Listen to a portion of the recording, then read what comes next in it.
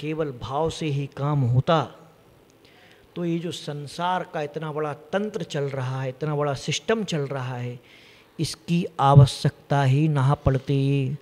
तुम जब पैदा हुए माँ बाप भी सोच लेते ये भाव से दूध पे लेगा, भाव से इसको नर्स खिला देगी, भाव से सरकार पाल लेगी, फिर काय को फिर चक्कर लगाते हो, ये सामग्री चाहिए, वो सुरक्षा चाहिए, ऐसा चाहिए, फिर क्यों चक्कर लगाते LKG UKG में कि अच्छे से एडमिशन हो जाए, फिर क्यों अच्छे से अच्छी स्कूल चाहिए। जब भाव से ही पढ़ाई होना है तो क्यों इतनी मगजमारी करते हो, क्यों इतना कि नहीं मेरा यहाँ एडमिशन नहीं हुआ, मेरा वहाँ नहीं हुआ, अब इसका वहाँ हो जाए। फिर ऐसा क्यों?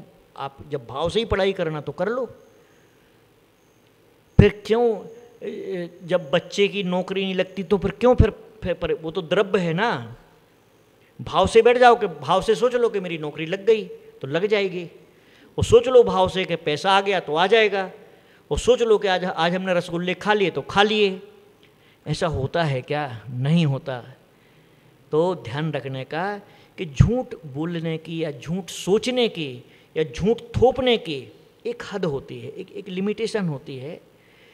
इसमें अपने आप को मत ठगो, भाव भाव भाव बोल करके अपनी खुद की मायाचारी के फंदे में खुद को मत फंसाओ और दूसरों को भी मत फंसाओ।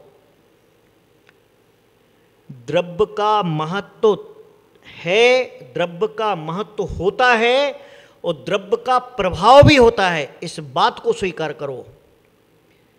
द्रव्य का महत्व होता है, द्रव्य का प्रभाव होता है और द्रव्य के माध्यम से ही आपके भाव काम करते हैं। द्रव्य के माध्यम से ही भाव काम करते हैं। आपके सामने अंगार रखे हैं, जलते हुए कोयले रखे हुए हैं, आप भाव से सोच लो कि बर्फ़ लगा रखा है, उठा लो हाथ में और लगा लो सिर पर के ठंडा हो जाएगा सिर। फिर समझ में आएगा कि भाव क्या होता है, हैं? क्या क्रीम तो चाहिए अच्छी लगाने के लिए, लेक्मे की, इसकी उसकी कौन कौन सी, फेयर एंड लवली, फलाना चाहिए, वो चाहिए, क्रीम चाहिए, वहाँ द्रव्य चाहिए। भाई गोबर लगा लो, उसको समझ लो कि फेयर एंड लवली है, हैं? गोबर लगा के अपना सा थोड़ा सा फेशियल करके और निकल जाओ मोहल्ले में, चले जाओ शादी में, पार्टी में, और फिर वहाँ बोलना कि हम तो भाव से लगा के आए हैं। आपको कैसा लगेगा? क्या रसगुल्ला खाना है, अब रसगुल्ला सामने है, अब उस समय आप विचार कर लो कि यार ये तो मैं पकोड़े खा रहा हूँ, हैं?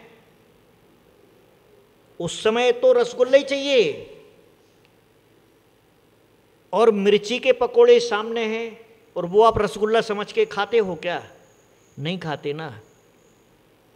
तो फिर इतना छल कपट मायाचारी धर्म में